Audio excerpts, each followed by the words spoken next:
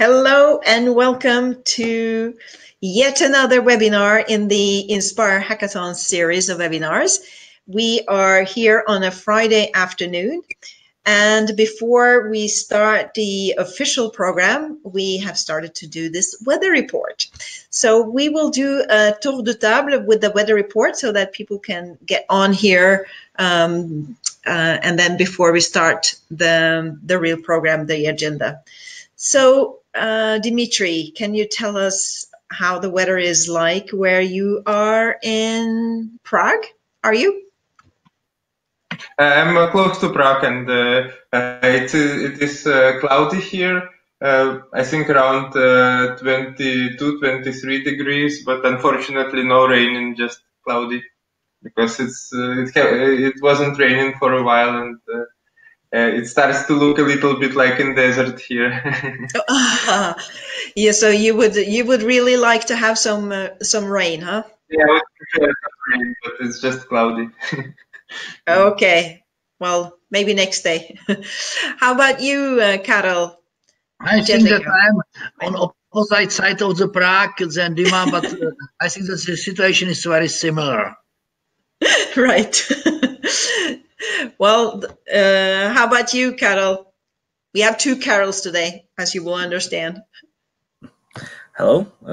Well, I have a better information for you, or better news. I'm on Shumava and there is raining, so it's fine. I'm not sending the rain back to Prague, but you can expect it from rivers, hopefully, at least. Okay, you're higher up. Okay.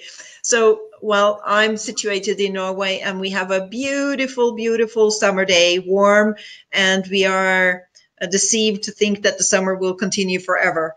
But we do recognize, I guess everybody in Europe can relate to this lack of water this summer. We have had a super hot summer. And that's why we are now craving for rain all over.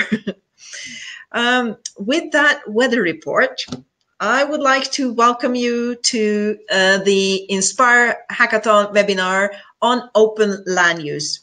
Today, we will dive into the participants working already in the Inspire Hackathon, and you will, of course, get an introduction to the Inspire Hackathon concept as well.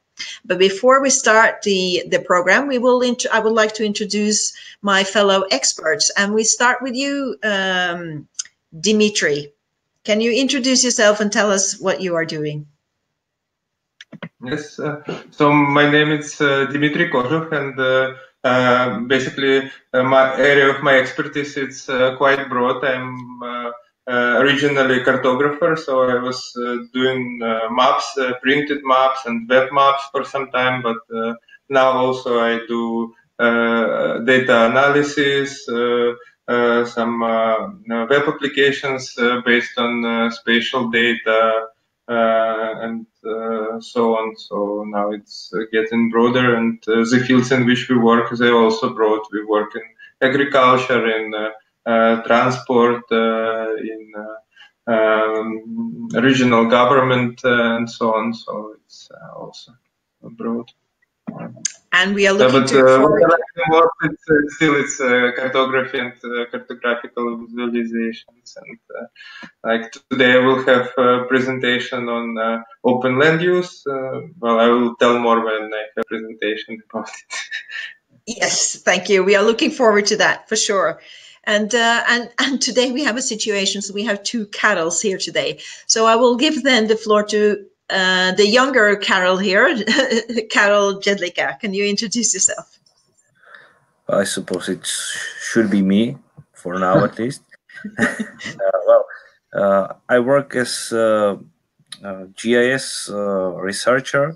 My background, my university background goes from geomatics, so it comes from geodesy to cartography and photogrammetry and this kind of stuff. But my current expertise is in playing with the third dimension in GIS. So you can imagine visualization and 3D analysis, etc. So this is something what I'm focused on for now.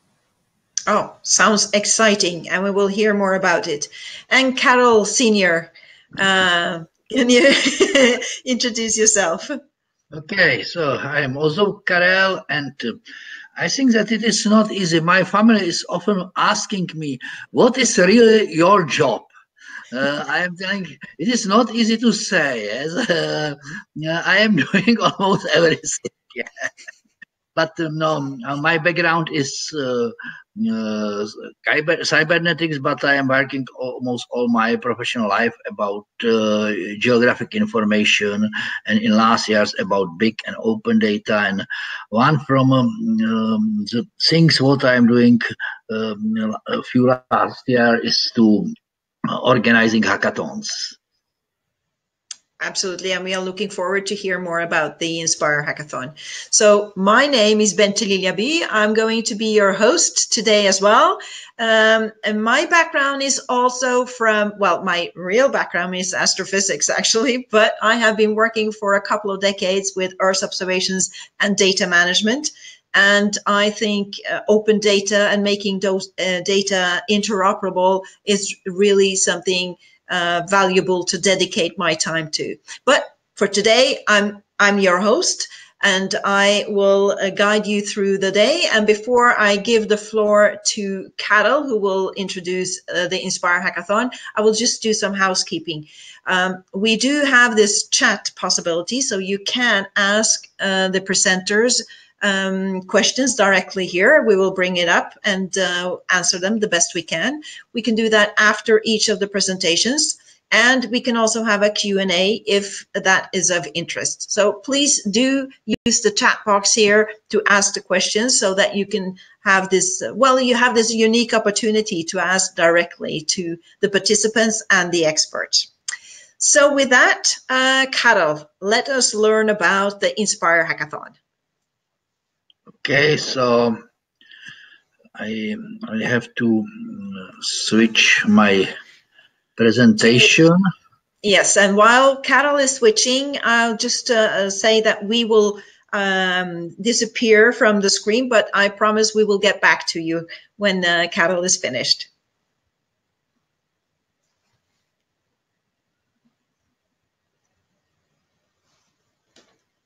That I made mistake. It looks like something is coming up. No, but I made mistake. Yes, I have to start again. Another. Yeah. Go ahead. Where is it? Here's right. Okay, do you see my screen?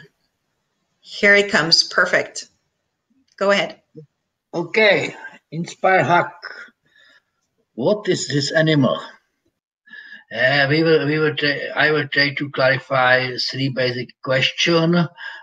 First, what is Inspire Hack? What is the history why we are organizing this, and also how you can join. The Inspire Hack. You can see the number of cooperators on organizing Inspire Hack. You can see organization, but you can see also different projects which are contributing to Inspire Hack. I will start a little with the history.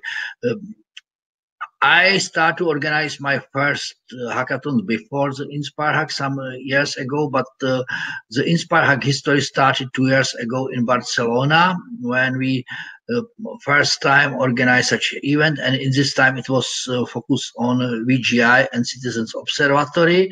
And this first Inspire Hack we organized as standard hack where people met on the conference and work together during Inspire conference. What we recognize that with this model we have some limitation because not all people are able to come on Inspire conference, and we would like to make our audience broader. So we decided for next time that we will do some type of offline hackathon. We will give to people a little more time. So there's chance to work 1 or 2 months on some ideas and use Inspire conference as the place where the result could be demonstrated, discuss with other people, and eventually meet with your virtual partner or friend from different part of Europe or world. So this is about the model. The second issue is that we are not focusing so much as other hackathons on students, young entrepreneurship or startup, but our main goal is to guarantee sustainability of result of European project and to support cooperation of the project. Sometimes, but not only European, sometimes happens that after end of the project the result disappear, the data disappear, some software disappear, and new projects are starting again from the zero level, and I think that it is the losing time and opportunity. So we decided that we will at the beginning with Plan for All Association and then with Inspire Hackathon support sustainability and transferability of the result from one project to other, and cooperation of different projects and exchange of information. As we discussed today, the important is to guarantee reuse data and tools. I have to say that Inspire Hackathon is not event. Inspire Hackathon is process. Why? We are organizing Inspire Hackathon on Inspire conference, but this is the main event. But during the year, we are organizing the number of satellite hackathons, and we are giving to the people chance to meet more time per year and to extend it. The idea to extend it the contacts, and we are focusing on capacity building. The Inspire conference we are using as a platform, but I have to say that Inspire Hackathon are not strictly limited only on Inspire. We are trying to focus much broader, open geospatial data, different teams. So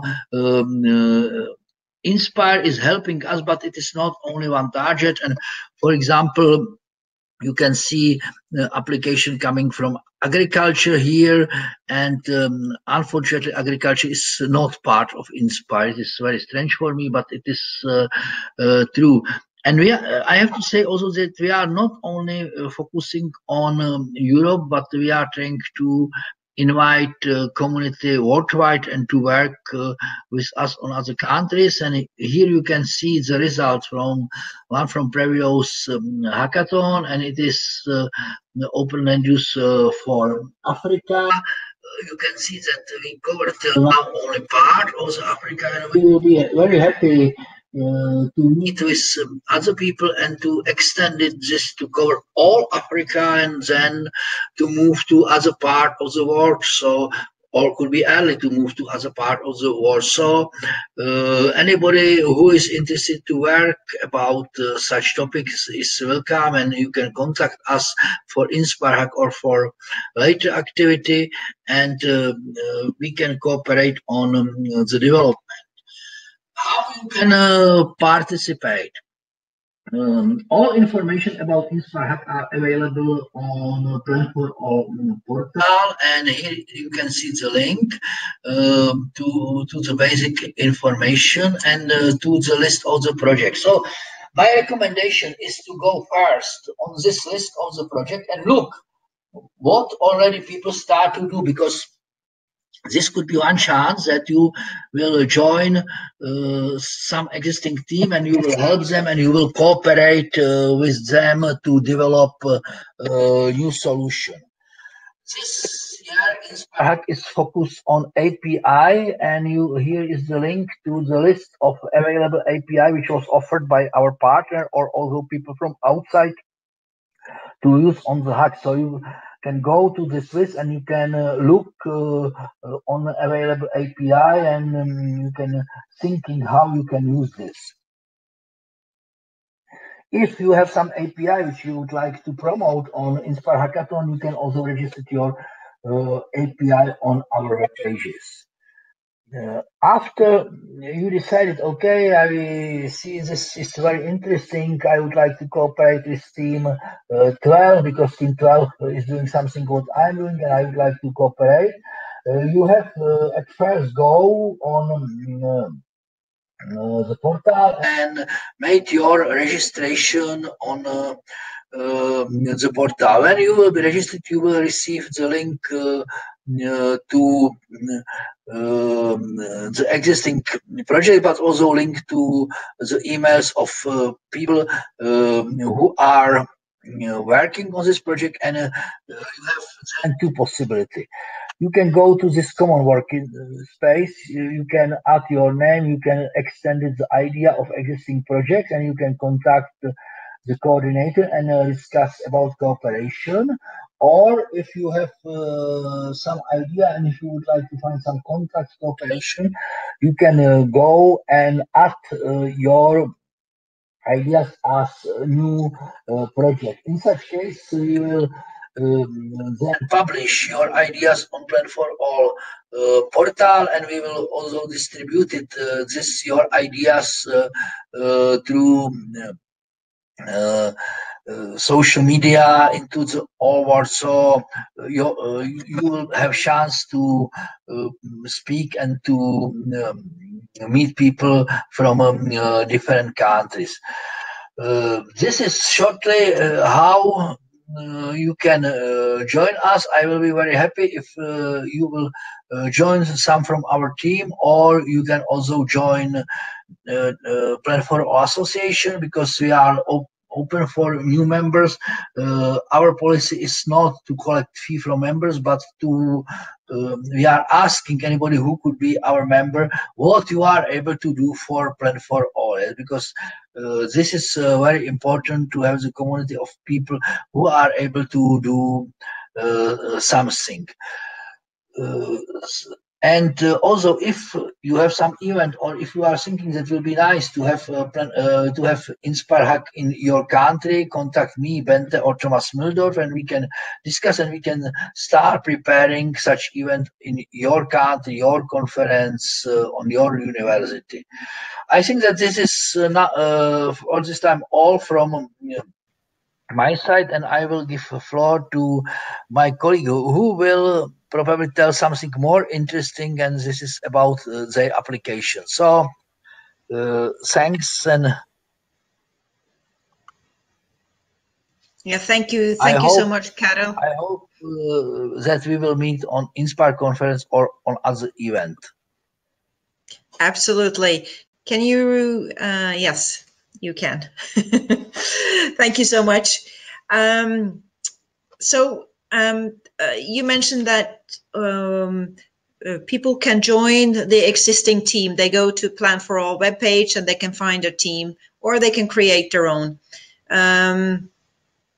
Do they have to go to the Inspire Hackathon in Antwerp, or can they participate? Say they come from Asia or America, and going to Antwerp on a short notice might be difficult.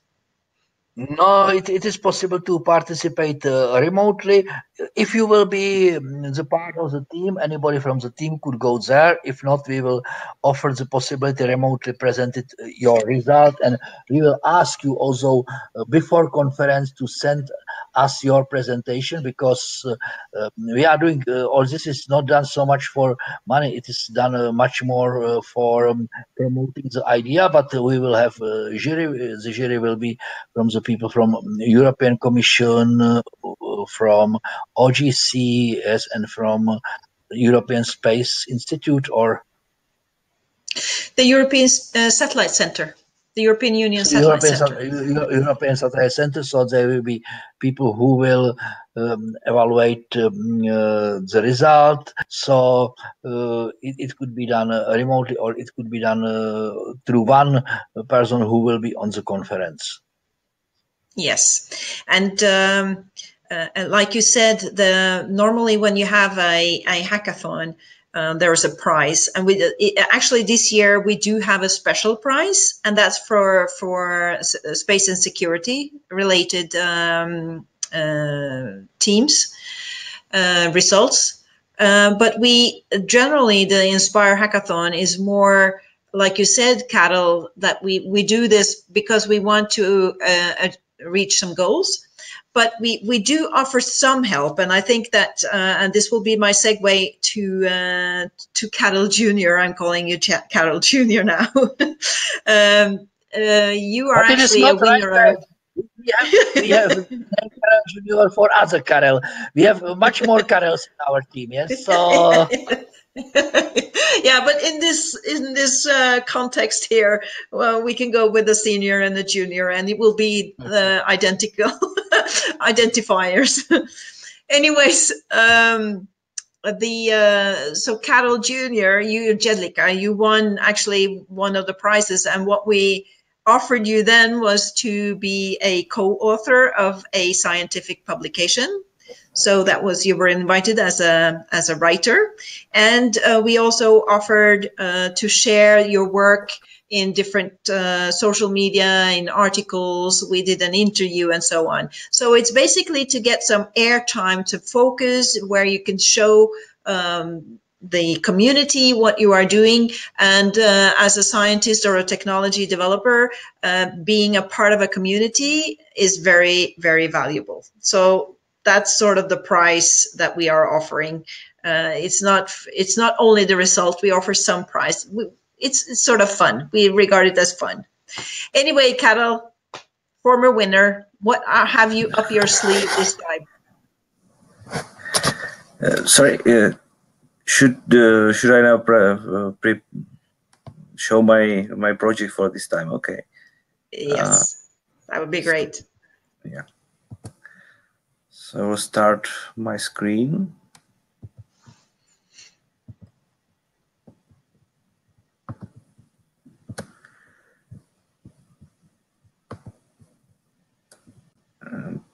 You should now see the beginning of my presentation, hopefully. Yes, we do. Okay, so nice. I'm going to speak about two teams. Team number 11 and team number 12, which are closely related to the topic of this webinar. And I will make at least a short notice also about the team number 14 at the end of my speech, which is not that connected to this webinar, but it's definitely connected to the Inspire Hackathon. Well, before I will start to speak about Team 11 and 12, I would like to just shortly comment something which is called EUX.E infrastructure. It's an infrastructure which is going to be ready at the end of EUX.DAT project, which is one of the projects who is co-organizing the hackathon. And this is important because both of the projects I will speak about, they are planned to be run on this platform in the future. So what the platform should look like? Well, at the client side, there will be a web browser-based coding environment, which is based on Jupyter notebooks. You can see the environment here if you like, and it's basically about Python environment. You type Python code there, and you can call libraries and modules which are installed on the platform. So far, at the server side or the cloud side of the platform, there is installed the GDAL OGR library. There is a plan to install Send2Agree and Grass as well. And the idea is very simple. You run the code. You even get some data from the platform. You process the data on some hypercomputing computing cloud, and you will get the results. So you don't calculate tasks on your processor, but you use some platform which is more powerful than your laptop or even desktop computer. So this is the infrastructure we plan to use for further use of these two let's say experiments we start on the on the Inspire Hackathon. And the first one is actually pretty ready for the platform, and it consists in, as you can see, taking the open land use map, which is basically a database covering by polygons the whole European Union, for those who are not familiar with. And these polygons have the information about the land use, land cover. And our goal now is to combine that data set with the data from another source, which is called EU Digital Elevation Model, and then take the information from the terrain and calculate some zonal statistics for each particular open land use zone in the area of European Union. For now, we have something which is in the beginning, meaning that you, as a user or the programming using the platform, you insert the ID of let's say parser or field of your interest, and you get morphometric characteristics you can see here about the parcels. So you can get the information about elevation, meaning minimum elevation, maximum elevation, mean and medium elevation. The same you can get for slope and for the azimuths. What is going next is that we need some interpretation of these morphometric characteristics, which can be then useful for agriculture. But for that, we need some more discussions with agriculture experts. This is something which will be done in the future, but for now we need to have the technical solution to play with, to show it to the users, and then we will develop further. So this is the basic idea, and what's actually could be seen here is the result, which is realized, by you can see here the selected field. You have the information about the elevation.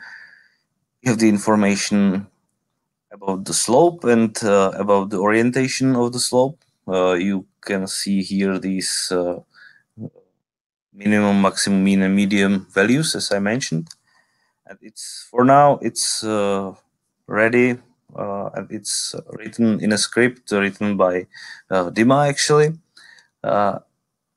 It's been run only for testing. For now, it's on the laptop, but it could be deployed on the platform, and it will be deployed on the use that platform in the future.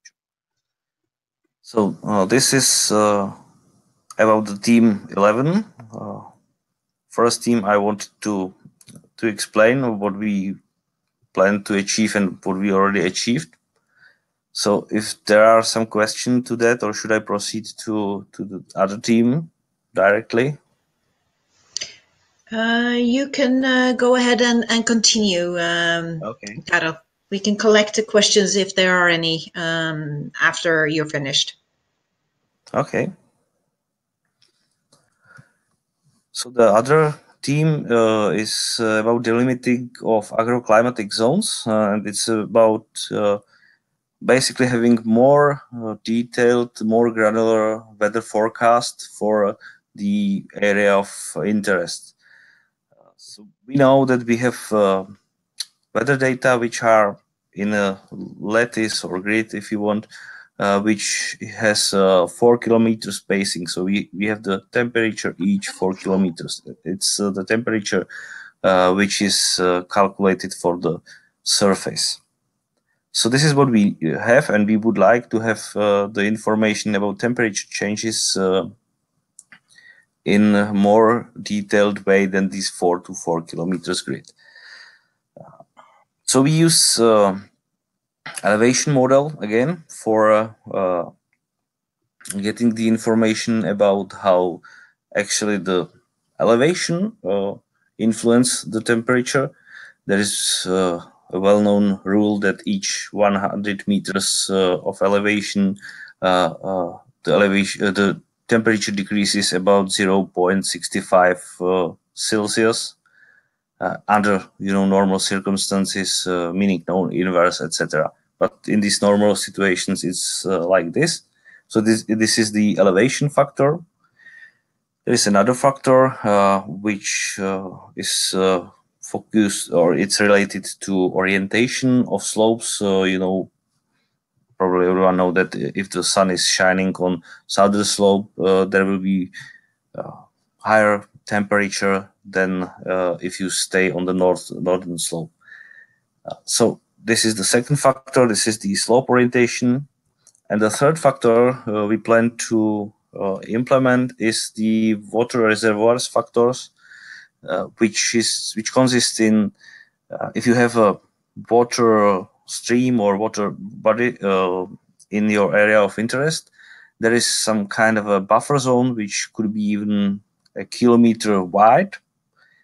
And in this buffer zone, the water during the day, it makes the temperature colder, and it does the other way during the night. So it means that the temperature is higher in the buffer than outside the buffer. And of course, the influence of the water is biggest just close to the water, and it's lowering, it's dismissed at the end of the buffer. So this is the third, let's say, experiment we plan to do.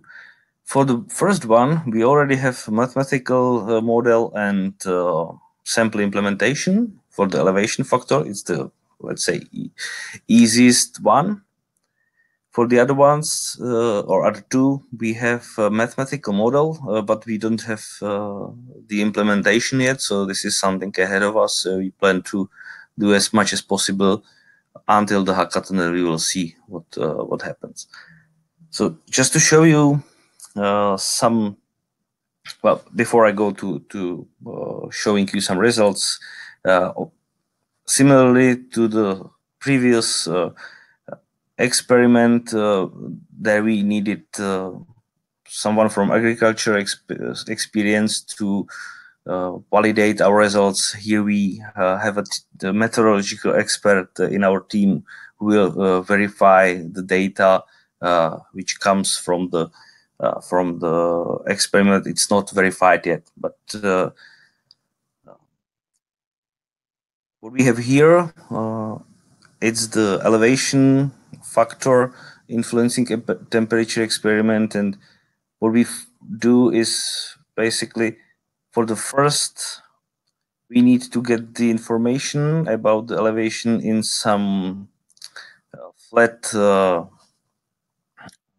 level. So we calculate the temperature without the terrain at the sea level. Let's say temperature 0 meters above sea level, which is done by this formula. Then we do by interpolation method densification of the lattice up to 25 to 25 meters, which are the resolution of the digital elevation model, but probably we will get back to more general to bigger pixels. It depends on the consultation with meteorological expert, but this is the maximum, but is technically achievable. If it makes sense, that's other question. When we have this temperature in this lattice, we can then go back applying the elevation factor, which is just reversing the first formula, and we get the elevation back on the terrain. Just to show you, it's for now it's implemented not in GWGR, it's in ArcGIS model builder, but it's just a proof of concept. The plan is the same to implement it using the EUS.E infrastructure platform. Take a look for now. At source data, so we have the temperature in this regular lattice. You can see there also the digital elevation model. When we go down to sea level with the temperature, and when we densify the temperature, as you can see here, to this 25 to 25 meters grid. So you see this surface, and when we use again the digital elevation model, you can see the difference in between what is happening by the elevation. So you can see that there is a, I would say, big influence to that, but it waits to interpretation by meteorological experts. It's just showing the area of interest, which is some county in Austria. So this is basically about the team number 12, and that's just a very short information about team number 14. I'm not a member of that team, but I'm a member of the same project, which is the Polyvisu project, and the Polyvisu project is focused a bit different domain, not to agriculture, but to well, let's say in general to policy making support for cities and counties. And this particular application is about exploratory visualization and analysis of the data you can acquire in this case from municipal policy in the city of Pilsen, where I live. And you can see what the data are about. It's about the minor criminality, streets with frequent parking and driving or speed violations, some problems among pedestrians and cyclists, etc. So basically, these are point data, and for each of these point data, you have the information about when it happened, where it happened, and what was the severity of the incident. So you can put these data on the map, and then you can do some kind of an exploratory analysis, looking into, for example, using time slider to see if such a particular incident is more likely happening during the night or during the day, in which places during the night, which places during the day. You can even search for different periods during the year. You can pick up, of course, different types of incidents, etc. Unfortunately, I cannot show you the application alive because this is under some security license. We just got this data for usage of the city of Pilsen, but not for public showing. So this is my explanation about the last project, which will be demonstrated for sure during the Inspire Hackathon. But for now, we have just this screenshot. So that would be all from me for now. Oh, thank you so much, Carol. That was really interesting. And while we are coming back to the live video, I just have to say that the last presentation there reminds me so much of a SimCity simulator. I was playing. I don't want to say how many hours I spent on that, but a crime, and you saw in the simulation, you saw different factors influencing the statistics of crime. So that was really interesting to see that this is now becoming a reality. It's not a simulation only. Okay, so with that, I think thank you so much. It was really interesting to see also the different ways that we can use open land use maps. The agriculture is, of course, a very important sector. But there are many other ways of using it as well. And I think, Dima, you will give us yet another example. Yeah, I will a little bit continue on what we were doing last year, meaning that last year I was working on preparing open land use for Africa, and I will a little bit elaborate which options we have to proceed with carrying this task. So maybe I can present slides. Yeah. Sherry, yep. Go ahead.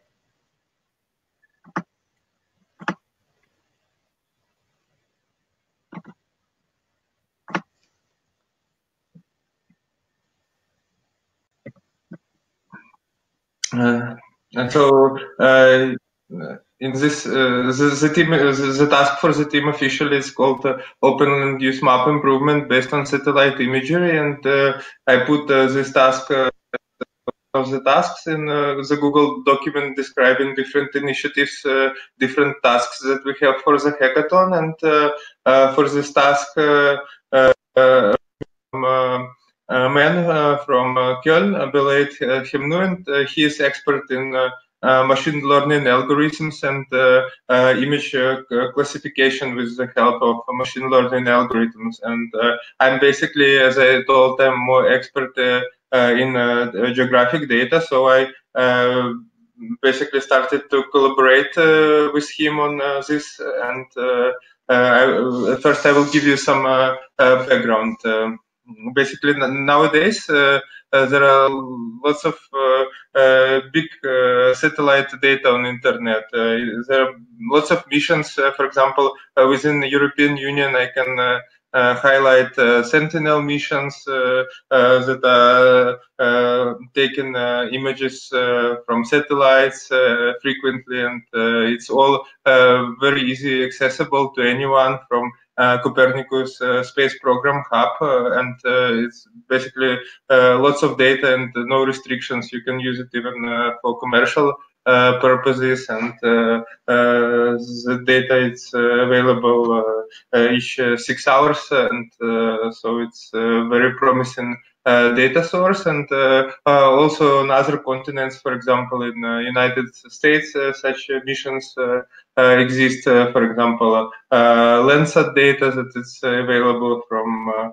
NASA Data Hub and so on. So this data is becoming increasingly available, and it looks like a good source for open for detecting land use. And for us, it's especially relevant for mapping to use this data to detect land use in some areas where there are no land service. So this land service are taking place very rarely, or they just cover the capital, for example. So for these areas, it's a very, very important data source, I think. And one such area, obviously, it's Africa, because in Africa, basically the standard of living is more poor, and there are lots of the continent. It's very big. It has lots of areas that are not so well accessible for normal ground mapping. So this satellite imagery is a very good data source for detecting land use in Africa.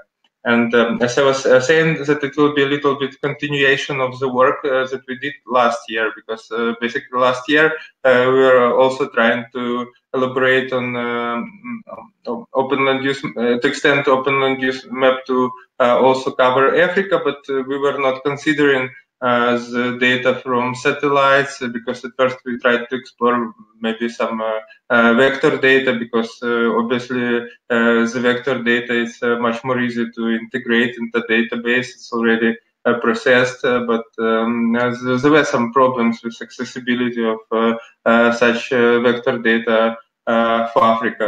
What we were using was data from AfriCover project, which basically took place in the end of 90s, beginning of 2000s, and then it was data from vector data from OpenStreetMap related to land use, and there were also some local data sources, but basically the coverage of this data, it was very sparse. Also it became obvious that these are not data sources that are frequently updated, so it's also not so reliable. And also, moreover, most of these data sources, they show land cover category, and not often this like if you have land cover and you need to define land use, it's not always one-to-one relation. It can be one-to-many relation, and it's sometimes impossible to decide which category it is from knowing the land cover of the area. Here you maybe can see some results from last year hackathon, which basically shows the areas where these vector sources were available. So you can see these countries in the east of Africa, they were covered by this AfriCover project.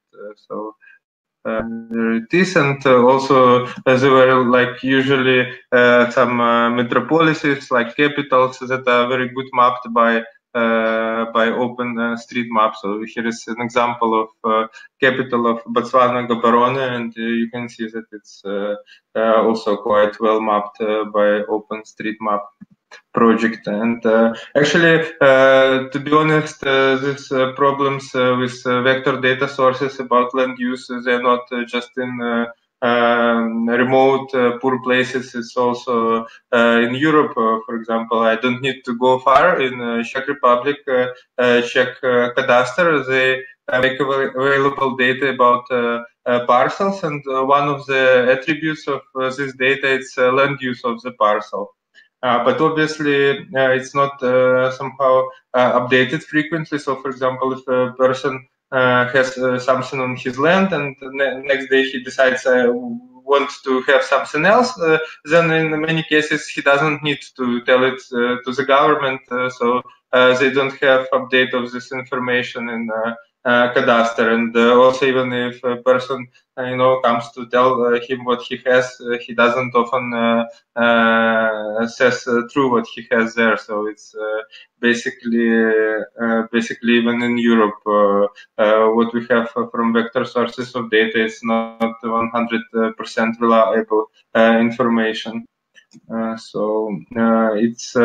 also what influences basically nowadays a lot. It's the great leap in development of computer technologies. Like we have faster and faster processors, faster and faster graphic cards of computers, and for this. Partially for this reason emerge lots of new methods, lots of new fields of computer science, and one of such fields it's machine learning. And in machine learning area of computer science already are lots of different methods, models that are helping with image classification. And obviously, to work with such big satellite data, we need to take some of these algorithms. And so this being said, like all this background that I give is to tell that basically the aim of this task at the hackathon will be to develop some algorithm for creating and regularly updating open land use map based on available Sentinel-2 imagery. And now maybe about the tasks, because all this is very consuming for computer memory, for computer power. So at first we will not do it for the whole Africa, but for the hackathon we will try to select some testing area. And in my opinion, it will be good to select some country in Sahara or Sub-Sahara because it's in Africa. Also, it is very often a clear sky, so it is not problem to find cloudless imagery from Sentinel to try it. So I basically proposed to select Sudan as a testing area. And also one another factor is that there are some data, some training data for Sudan that it's available in OpenStreetMap and in this AfriCover project, so that we can use as, for training and for validation the learning. And then also because it's as I said, that AfriCover, like basically very often it's easy to if you have like forest or something such, it's easy to say land use by land cover, but lots of problems of telling land use from land cover exist in city. That's why, for example, in land cover you have city basically defined as urban area, and for us it's from the point of view of land use, to define land use, this is not sufficient information because you have urban area, but within it you have different land uses: industrial, commercial, residential, recreational land use. And also nowadays it is some movement to monitor the urban growth, the monitor of which land uses exist in the city. So basically, I would propose to limit ourselves for now just for Sudan and for urban areas in Sudan. And then with the algorithms that we develop, we will be able to mask at first urban areas by available data sets, for example, AfriCover, and then within these urban areas with the help of algorithms to find industrial, commercial, residential, recreational land use. It will be like a good initial step. And the data that we have, it will be satellite imagery, which we will use for detection.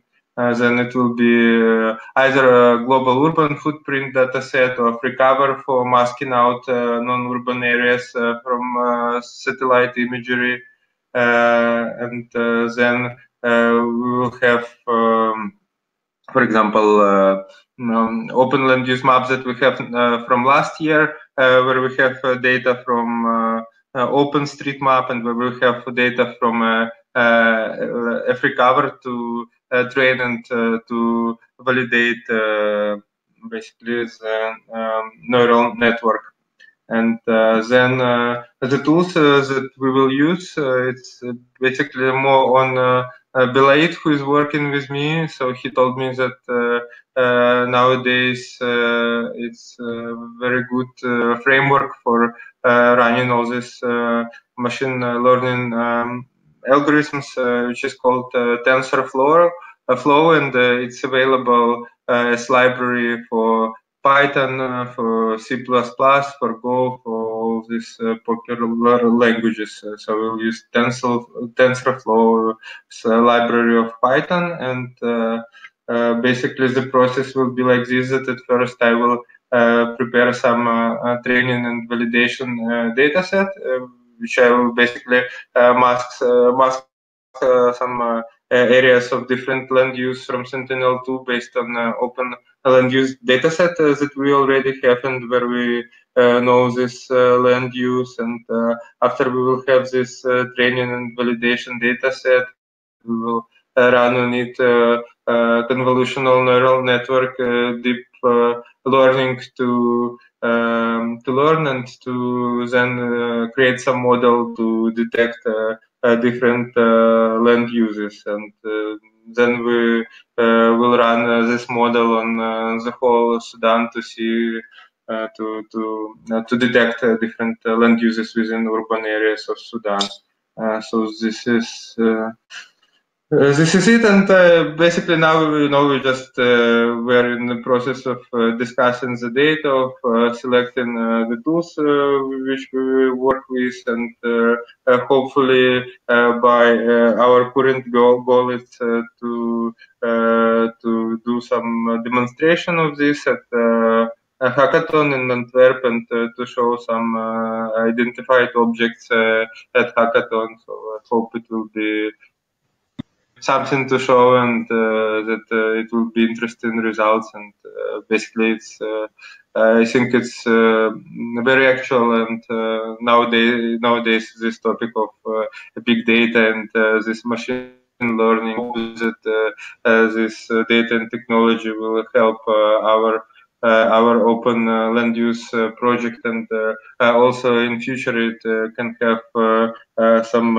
even commercial success, because as I told, for example, in even if we speak here about Czech cadastre, they don't have any method to to tell land use just by the words of the people, or sometimes they go to ground survey. And if we develop some precise model based on these technologies, then we even able to do this classification reliably by ourselves, and then sell the data, the result of this to to Czech government. So it's I think it's quite promising, and it will be interesting project for the hackathon. And thank you very much for your attention. Thank you so much, Dimitri. That was very exciting, and especially to see that we can also do something on another continent.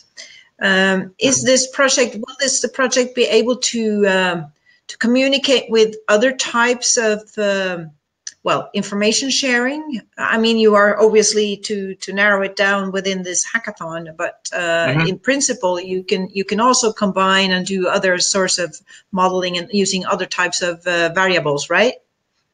Yeah. Yes. For now, it will be just the data sets that I have identified, but in future it can become more complex, and we can use more data for validation and for training of the model. So it's yes. Yeah. Can you unshare your screen, and can everybody come back to? Sorry. Yeah.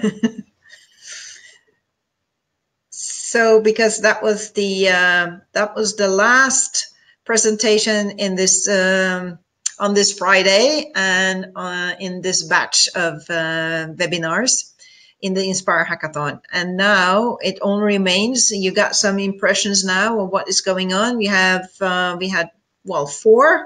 different projects presented, so you can I'm sure you're welcome to join either of these teams if that's your interest, or you can go, like Carol said, you can scroll down and see which other projects are there, and you can identify your favorite topic and then contact the persons responsible for that, or you can create your own team. Now, before we go, I will also like you to remind you that we have an offer of a training that could be relevant, that is relevant for some of these teams, namely the NextGeos training on how you can prepare data and then make it, prepare it for the platform, the NextGeos platform.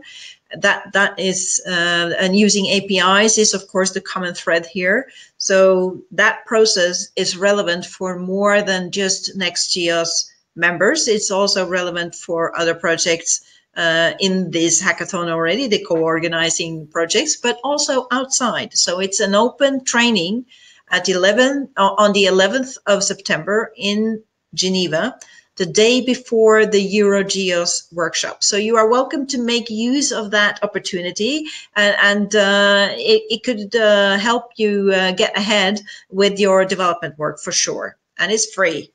So, and then of course at the Inspire Hackathon, as Carol already said, we will have this presentation there in Antwerp on the 19th of September. And we also will have a workshop where we summarize our experiences and results from not only this year's hackathon, but also prior hackathons. So we will have a very interesting session there on the 21st of September. So I highly recommend that you join us for that. And we also have a booth together with OGC, the Open Geospatial Consortium, and NextGeos having a booth. And the topic is making data interoperable, of course, using standards or using APIs as we are doing here. So there's plenty of opportunity to engage with us. I know, Carol, you will be there. Carol Harwat. Carol, we will be there. Yes, probably even some more Carols, right, from Czech Republic. I think that we will be there again, 2 Carols, and Dima also. And Dima also, and Bente will be there, of course, all the time, all days, all week.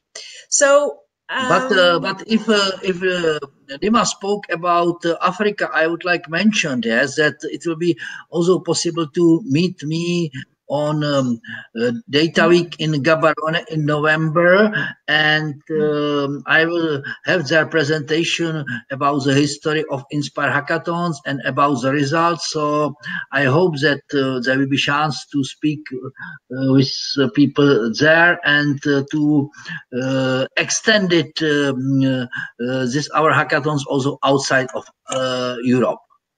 Yes, absolutely. And I don't know if you've gotten the message, but we are really representing an open community working on open data and open source. So you are more than welcome to join us. We have mentioned several possibilities to meet us also live.